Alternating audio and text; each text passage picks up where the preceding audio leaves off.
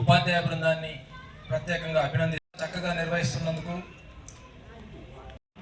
Head master మరియు ఉపాధ్యాయ బృందము మరియు విలేజ్ కమిటీ సభ్యులు వాళ్ళందరి యొక్క ఇతోధిక సహకారము మరియు వారి యొక్క కోఆర్డినేషన్ వలన పాఠశాల లోపల చక్కటి కార్యక్రమాలను అమలు చేస్తున్నారు.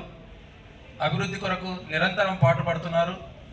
పాఠశాలను ప్రైవేటు పాఠశాలలకు ధీటుగా అద్భుతంగా తీర్చిదిద్దుతున్నందుకు మరొకసారి అందరినీ కూడా అభినందిస్తున్నాను.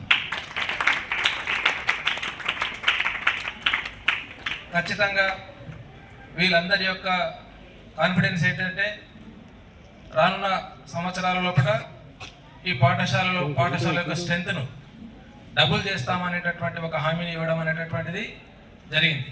ఖచ్చితంగా అది నెరవేర్చబడుతుందని ఆశిస్తున్నాను.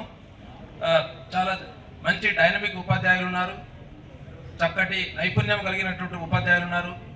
పిల్లలందరికీ క్వాలిటీతో కూడినటువంటి విద్యను అందించడానికి కోసము ప్రయత్నం చేస్తున్నారు. ఈరోజు బాలల దినోత్సవానికి సందర్భంగా చాలా నంబర్ ఆఫ్ యాక్టివిటీస్ను డిజైన్ చేయడం అనేటటువంటి జరిగింది. యాజ్ ఎ డిఓగా నేను కూడా పార్టిసిపేట్ చేయాలి, నేను కూడా గేమ్స్లో పార్టిసిపేట్ చేయాలని నాకే అంత ఉత్సుకత ఉంటే మీరైతే ఇంకా ఎంత ఎంజాయ్ చేస్తారో నేను చెప్పలేను.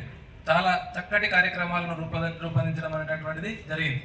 సంవత్సర కాలం పాటు మీరు డిఫరెంట్ యాక్టివిటీస్లో కూడా బిజీ ఉన్నా కానీ ఈ ఒక్కరోజు ఈ డిఫరెంట్ యాక్టివిటీస్లో కూడా పాల్గొనడం వలన మీరందరూ కూడా చాలా ఉత్సాహవంతులై ఇంకా చక్కగా మీ యొక్క నైపుణ్యాలను మెరుగుదిద్దుకోవడానికి అవకాశం అనేటటువంటిది ఉంది.